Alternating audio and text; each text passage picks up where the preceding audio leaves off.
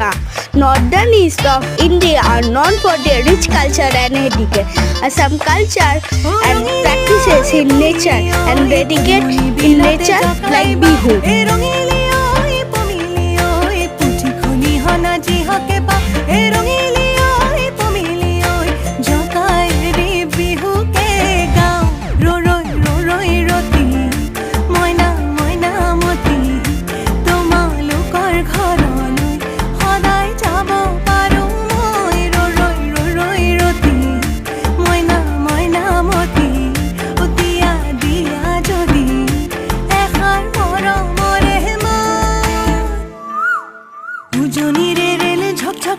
ঝক চলিলে ঐ সেনাইৰে নামৰে চিঠিখন দিবলৈ থাকিলে ঐ